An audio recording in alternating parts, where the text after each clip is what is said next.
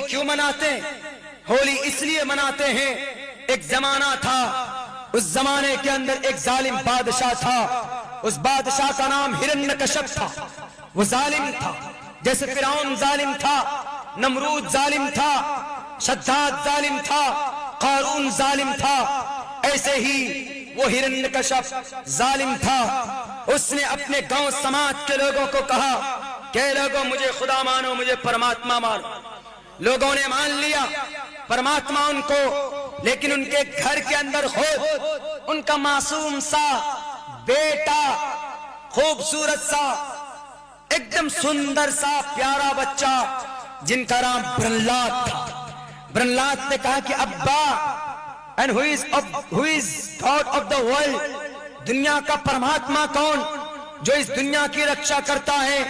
उन्होंने कहा कि बेटे, इस दुनिया की रक्षा तो मैं करता हूं। क्यों? मैं हूं शक्तिशाली, बलशाली, मैं हूं।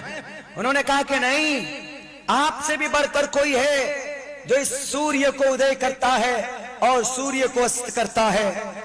वो है जो इस निजाम को चलाता है। उन्होंने कहा कि अपनी जुबान को लगाम दे प्रहलाद, तू मेरा बेटा है, मैंने तुझे पैदा किया तो तेरा खुदा मैं हूं। उन्होंने कहा कि आपने नहीं किया। अच्छा, आपने मुझे पैदा किया तो आप मेरे खुदा हो गए, लेकिन आपको किसने पैदा किया? तो जिसने आपको पैदा किया तो वो आपका खुदा बड़ा नहीं।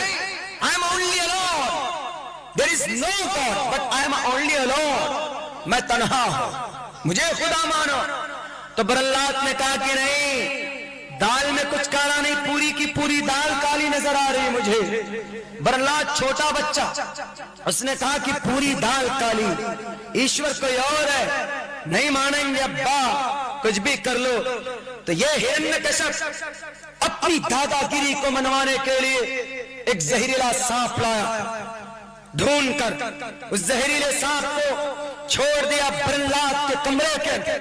प्रहलाद को सांप ने डसा, लेकिन जिसकी रक्षा, जिसकी हिफाजत वो ऊपर वाला करे। दुनिया के लाल पूजक करो, तुम्हारे मारने से कोई नहीं मरता, तुम्हारे डराने से कोई नहीं डरता। उसकी रक्षा ऊपर वाला कर रहा था। हिरण्यकश्यप ने वो जहरीला सांप छोड़ा, प्रहलाद को डसा। प्रहलाद जिंदा रहा, सांप खुद मर गया।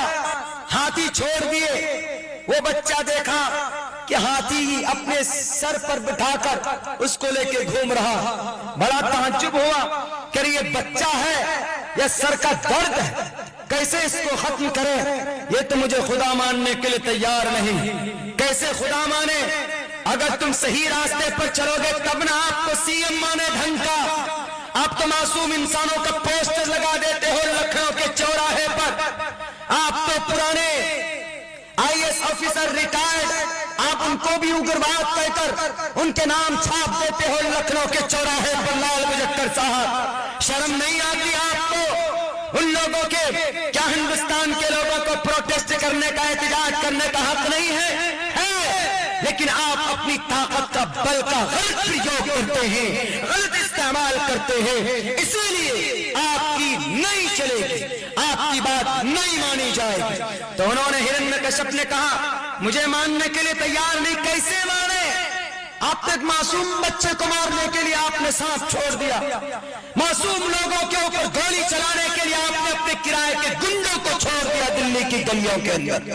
कैसे माने आपको इस देश का रखवाला, इस देश का आपको लीडर कैसे माना जाए? उन्होंने कहा कि नहीं मानोगे। कहा कि बिल्कुल नहीं, हमारा ईश्वर वो है देव महान वसुर दयामान, हम तो उस परमात्मा की भक्ति करेंगे। तस्से भक्तिवान से श्यामा, परमात्मा हम तेरी भक्ति करेंगे।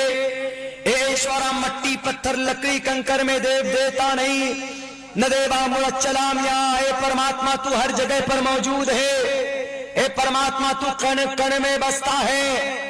ईसा वा समिधाम सर्वयतिकाम जगताम जगतः, जमीन में, आसमान में, हवा में, मट्टी में, पानी में, लकड़ी में, पत्थर में, कंकर में, हर जगह पर ईश्वर है। जगतियाम जगतः, धरती पर जितने भी अंक हैं, जितने भी अन्न हैं और जितनी भी प्रकृति रूप जड़ पदार्थ, जितनी भी चीजें हैं, वो परमात्मा हर जगह पर है, वो अल्लाह हर जगह पर है। इसीलिए प्रहलाद ने कहा कि अब्बा आप भी उस ईश्वर से डरिए, आप भी उस परमात्मा से डरिए, हम तो डर ही रहे, उस ईश्वर से डरिए। मुसलमानों, अल्लाह ने कुरान में यही कहा, वल्लाहु अहक्कु अन तख्शौ, ज्यादा बेहतर है कि आप किसी सीएम पीएम से ना डरे, आप किसी NRC AA को नाफिज करने वाले से ना डरे, आप डरे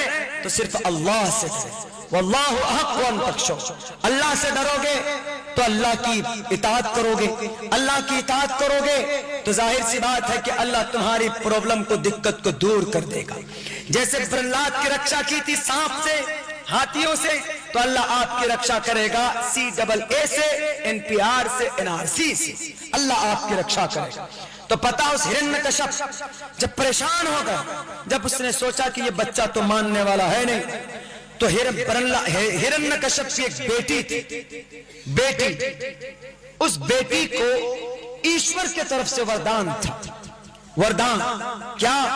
ईश्वर की तरफ से एक गिफ्ट मिला हुआ था कि उस होलिका को आग नहीं जला पाए, कभी भी नहीं, क्योंकि उनको एक चादर मिली थी ईश्वर की तरफ से कि ए होलिका, ये चादर लो, जब तुम्हारे बदन में ये चादर रहेगी तो तुमको कोई आग जला नहीं सकती। तो हिरण्यकश्यप ने सोचा, कहा कि ये तो बहुत अच्छा रास्ता है, इसको सांप का जहर असर नहीं कर रहा प्रहलाद को, इसको CAA से कोई असर नहीं हो रहा, इसको NPR से कोई असर नहीं हो रहा। एक काम करो, गाय के नाम पर इनको डराओ, मारो। वही चीज रची गई, गाय के नाम पर। गाय माता की इज्जत करना हिंदू धर्म के अंदर अलाउ है, वो हमारे हिंदू भाई करते हैं, लेकिन गाय के नाम पर इंसान को मारना ये गुनाह है, ये पाप है, ये जुर्म है, संविधान में भी और ईश्वर के नजर में भी। तो उन्होंने कहा कि होलिका नहीं मानेगा ये हिरण्यकश्यप, ये प्रहलाद, एक काम करो, आग के अंदर लेकर इसको कूद जाओ, वहां कौन बचाएगा, आग के अंदर तो मरना ही मरना। तो प्रहलाद को आग में डालने की तैयारी की जाने लगी। हिरण्यकश्यप ने आग की तैयारी की, आग जलाने की का ऑर्डर दे दिया, आग जलाई गई बहुत बड़े लंबे चौड़े मैदान में, जैसे हजरत इब्राहिम को नमरूद ने आग में डाला था, वही तैयारी, वही वाकया है। असल में होली हजरत इब्राहिम के वाकया से निकालकर मिर्च मसाला लगाकर होलिका का खिताब दिया गया। असल में वही वाकया सेम आप देखेंगे, हजरत इब्राहिम का जो वाकया है सेम, एकदम बिल्कुल सेम वही बातें होली के अंदर पाई जाती। लेकिन होली है हमारे हिंदू भाइयों का एक त्योहार है, तो आप इससे भी अच्छी चीज निकाल सकते हैं कि क्या एक हक परस्त इंसान का और एक करप्ट परस्त इंसान का, एक अच्छे आदमी का और एक लड़ाकू आदमी का, इसमें झगड़ा, लेकिन जीत किसकी होती है? जो आदमी हक पर होता है। तो प्रहलाद को आग में डालने की तैयारी शुरू हो गई, आग जलाकर रोशन तैयार। अब हिरण्यकश्यप ने कहा कि होलिका जाओ अपने भाई को लाओ। होलिका अपने भाई के हाथ पकड़कर चादर ओढ़कर आग में कूद गई, आग में कूदी। लेकिन जिसको अल्लाह रखे उसको कौन चखे। वो जो चादर थी वो चादर उड़कर प्रहलाद के सर पर आ गया, और जो हिरण्यकश्यप की बेटी होलिका थी वो चादर उनके सर से उठ गया। उठने के बाद आग ने हिरण्यकश्यप की बेटी होलिका को जलाकर भस्म कर दिया। इसीलिए हमारे हिंदू भाई होलिका दहन करते हैं, यानी होलिका को आग में जलाते हैं, होलिका की मूर्ति को। क्यों?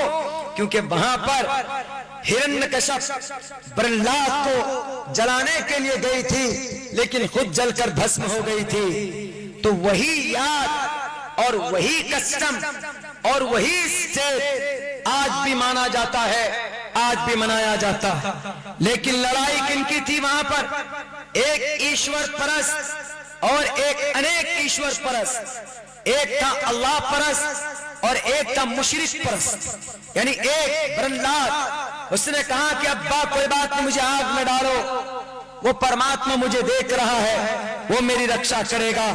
और परमात्मा ने उनकी रक्षा की। और ये हिरण्यकश्यप जो दादा बना हुआ था, उन्होंने कहा कि आई am only alone, I am the king of the world, मैं इस धरती का रब हूं, परमात्मा हूं, मुझे कोई नहीं छू सकता, मुझे कोई नहीं मार सकता और मेरे मुकाबले में कोई नहीं आ सकता। मुकाबले में तो कोई और उनके बाप ने, उनके बेटे ने उनकी हैकड़ी तोड़।